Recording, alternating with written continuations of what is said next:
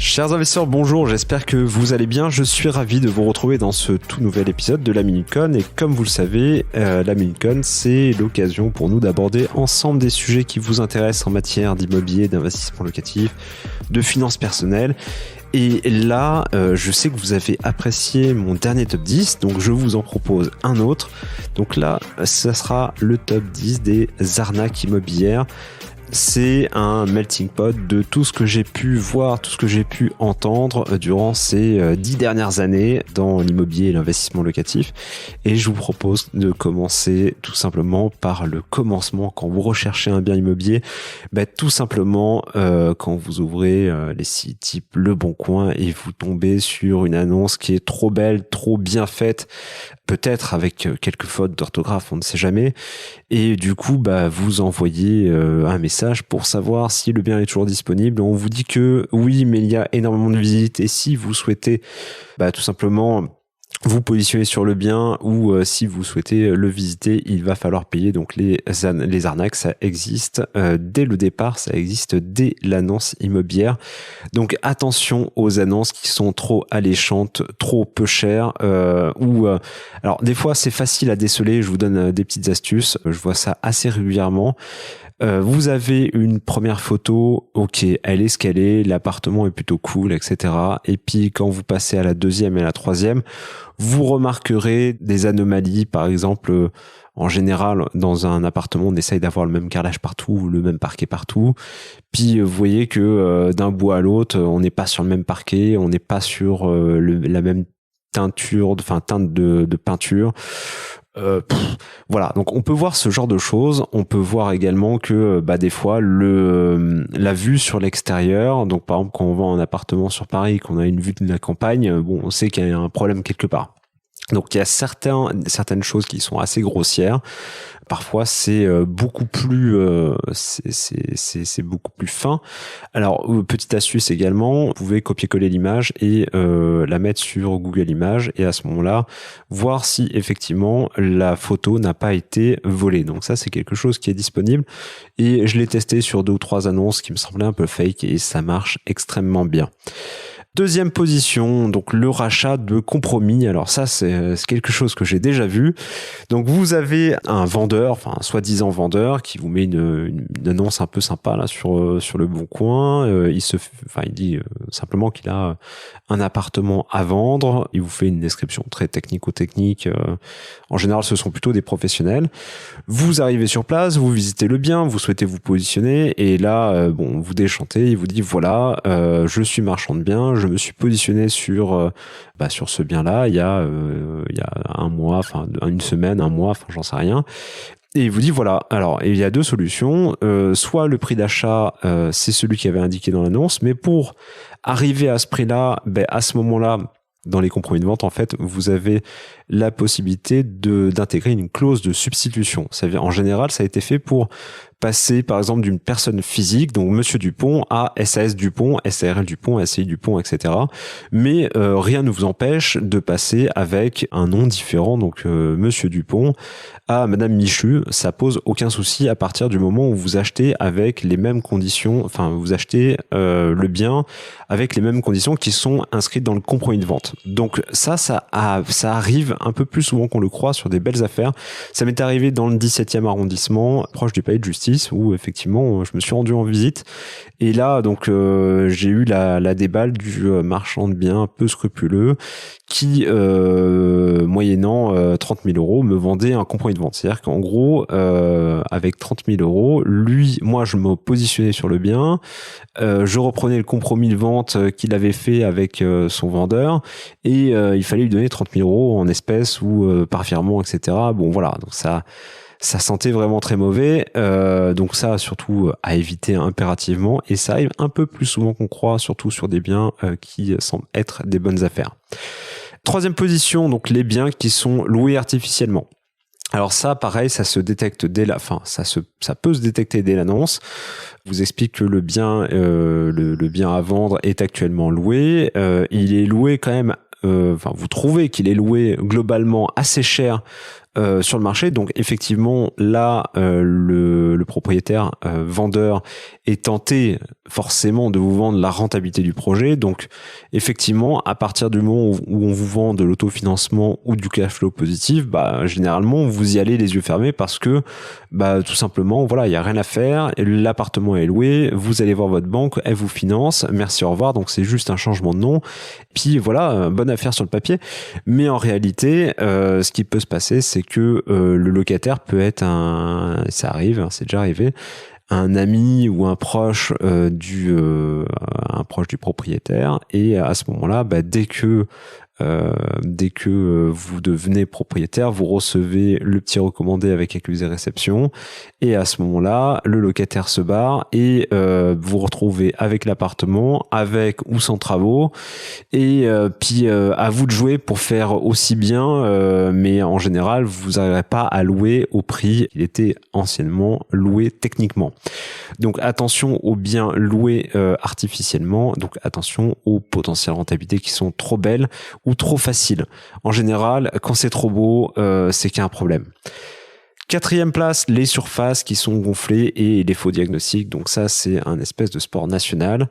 Il y a différentes façons de frauder. Donc les surfaces gonflées dès l'annonce, c'est-à-dire que par exemple un appartement présenté à 65 mètres carrés, en réalité, entre le moment où vous avez vu l'annonce et le moment où vous visitez le bien et le moment où on vous soumet les diagnostics, là déjà il y a eu une perte de mètres carrés. Alors ça voilà, ça arrive. Si vous passez de 65 à 64,3, en général vous dites rien, mais vous avalez votre salive. Et ça, surtout si vous achetez dans des grandes villes où effectivement le prix au mètre carré est très cher. Je pense notamment à Paris où vous passez très facilement la barre des 10 000 euros le mètre carré. Effectivement, chaque mètre carré, ça vaut son petit billet quand même. Donc vous avalez votre salive et puis de toute façon, vous avez eu le bien, il vous plaît, etc. Voilà, c'est le petit larcin, ça passe comme ça. Et malheureusement, c'est un espèce de sport national. Ou alors, donc un peu plus grave, là tout simplement, la surface a été gonflée au moment de faire les diagnostics, et là c'est autre chose. Donc sachez que légalement, si vous trouvez une différence de plus de 5% entre ce qui est affiché vs la réalité, vous avez droit de demander une action en réduction du prix. Ça veut dire que tout simplement on va vous rembourser les mètres carrés que vous n'avez pas, et vous avez de mémoire 1 an pour le faire à partir du moment où vous signez l'acte authentique. Et moi ce que je vous encourage à faire, c'est tout simplement d'y aller avec votre petit mètre laser, ça coûte pas bien cher, et de reprendre tous les métrés, et des fois vous aurez peut-être de votre côté des bonnes surprises, ou peut-être des moins bonnes, mais en tout cas, si vous avez des moins bonnes, vous serez informé. Pareil maintenant, alors aussi pour les faux diagnostics, faites attention au DPE, vu que la loi s'est un peu resserrée par rapport au logement énergivore. Il faut faire attention aussi, si vous avez des diagnostics qui sont vierges, pensez à les refaire, et faites attention à ça, parce que maintenant je pense qu'on va avoir des faux en matière de DPE et gaz à effet de serre. 5e place, on va parler des raccordements sauvages en tout genre, et je pense notamment en plomberie. Et ça arrive souvent. Donc en général dans les chambres de bonne, il faut savoir qu'avant il n'y avait pas de WC, donc naturellement le WC c'était sur palier. Et certains, alors il y a un peu de tout, hein. Alors certains se raccordent sur la colonne du couloir, donc sans autorisation. Alors ça c'est pas cool, mais c'est pas pire que se raccorder sur la pluviale, et là c'est un tout autre sujet. Ça m'est déjà arrivé plein de fois en visitant des chambres de bonne. La dernière en date, c'était dans le 15e arrondissement, et j'ai fait un petit test qui était rigolo. J'ai mis, il y avait un liquide vaisselle, j'ai mis du liquide vaisselle avec un peu d'eau dans l'évier de la cuisine, et à ce moment-là, du côté de la fenêtre, soirée mousse, donc c'était super sympa. Et du coup, en se penchant, j'ai bien vu que toutes les eaux, notamment les eaux noires, donc les eaux des WC, passaient dans la gouttière des eaux de pluie, et naturellement, avec tout ce qui s'ensuit, problème d'odeur, tout simplement de salubrité. Et tout simplement, c'est absolument illégal. Donc attention à ça quand vous achetez un appartement type ancienne chambre de bonne, vérifiez bien la conformité de l'installation de plomberie. 6e position, on reste un peu dans les chambres de bonne, les combles qui sont aménagés à la sauvage. Alors, quand vous êtes dans les chambres de bonne, en général, il y a toujours un peu les combles, et soit les combles sont tout simplement accessibles uniquement par les parties communes, soit parfois, donc certains copropriétaires, ce qu'ils font, c'est qu'ils ont tendance à démolir un peu le plafond et se faire des pseudo-duplex sans forcément avoir l'autorisation. Et du coup, c'est des mètres carrés qu'on vous vend indirectement, même s'ils sont au prorata, et peut-être vous payez moitié moins cher. Mais il faut savoir que ce ne sont pas des vrais mètres carrés et que ça peut vous coûter assez cher pour recloisonner, refaire un plancher, etc., etc. Donc attention aux combles qui sont aménagés sauvagement.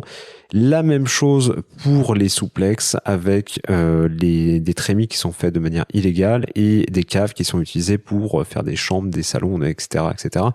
Donc attention à ça. Lisez, au moment de signer le compromis de vente, regardez bien la désignation ancienne et la désignation nouvelle, voir si ça colle et n'hésitez pas à vous renseigner auprès de votre notaire si jamais ça coince à ce niveau-là. Après, maintenant, on va passer au côté financier en 7e position avec les dessous de table. Alors, ça se voit régulièrement. Alors ça, je vous décourage complètement de le faire. Il arrive souvent que sur des biens d'investissement, les propriétaires vendeurs aient de la plus-value à payer, donc ça ils en sont conscients, et à ce moment-là, pour payer moins de plus-value, ils vous demandent un dessous de table, et bien évidemment, ça c'est écrit nulle part, donc vous pouvez vous faire avoir, et puis vous n'aurez aucun recours là-dessus, donc c'est ni bon pour vous, ni bon pour lui, c'est bon pour personne. À éviter absolument, et le notaire vous posera la question si cette vente est sincère et véritable, et il faudra lui dire oui ou non. En 8e place, les honoraires d'agence immobilière payés en espèces. Alors, c'est pas une légende urbaine, ça existe, on entend parler souvent. Sachez qu'un particulier vendeur qui vend son bien, il n'a également aucune responsabilité sur le bien qu'il propose, des vices apparents et des vices cachés. Et sachez quand même qu'une agence immobilière a un devoir de conseil envers vous quand elle vous vend un bien. Donc, si jamais vous payez l'agent immobilier en espèces, bien naturellement, le droit que vous avez, vous ne l'avez pas. Donc, en gros, vous risquez quand même potentiellement de ne pas pouvoir vous retourner contre l'agence immobilière si jamais ça se passe mal. Et 9e place, donc forcément, ça va avec les bakchiches en tout genre, et je pense notamment payer l'agent immobilier pour favoriser votre offre d'achat plutôt qu'un autre. Ça peut paraître assez hallucinant, mais sur des zones extrêmement tendues, comme en région parisienne, à Marseille, etc., bien évidemment, les bonnes opportunités sont rares, et quand il y a des bonnes opportunités, tout le monde y va de son offre au prix sans condition suspensive. Et comment différencier telle offre de telle offre, si c'est pas par le nom, c'est forcément par le bakchich, et à ce moment-là, voilà, tout est permis. Donc refusez absolument ça. C'est, moi je trouve que c'est pas fair play. Passer un autre bien, c'est, je pense qu'il y a de mieux à faire. En dernier, 10e position, et ça je parle pour les immeubles de rapport, ou si vous achetez un immeuble tout simplement, attention aux appartements que vous n'avez pas visités ou des appartements qui sont non visitables parce que la locataire est en vacances à l'autre bout du monde et que le propriétaire n'a pas les clés, etc., etc. N'achetez pas sans voir. Si vous n'êtes pas accompagné, parce que naturellement les appartements qui sont pas visitables, soit vous avez un coup de bol et il est très bien, il est mieux, voire mieux que les autres, soit vous n'avez pas de chance et ces appartements qui nécessiteront beaucoup de travaux. Et du coup, ça, malheureusement, si vous n'avez pas vu, vous ne pouvez pas le provisionner et du coup, ça entachera votre rentabilité ou ça peut mettre à mal tout simplement l'intégralité de votre investissement locatif. Et puis là, je pense que c'est la dernière fois que vous investirez dans l'immobilier. Donc attention à ça, voilà. Mais écoutez, j'espère que ce top 10 des arnaques immobilières, alors vous inquiétez pas, Ces arnaques-là, elles existent, et il y en a plus de 10 d'ailleurs, je vous ai fait un condensé, mais dans la majorité des cas, ça se passe extrêmement bien. C'est juste que, bon, en général, ces erreurs-là, ça va vous marquer, et puis vous ferez attention lorsque vous visiterez un bien ou lorsque vous regarderez des annonces sur Internet, vous y penserez, donc ça peut vous être utile. Et d'ailleurs, si vous avez apprécié cette MinutCon, n'hésitez pas à la partager, à commenter, à parler de Club Deal autour de vous. Pour me contacter sur LinkedIn, Loïc Audet. Sur Instagram, vous avez le compte officiel de Club Deal Podcast, tout attaché. Écoutez, il me reste plus qu'à vous souhaiter une excellente journée, puis on se dit à mardi pour notre interview. D'ici là, portez-vous bien, à bientôt, ciao.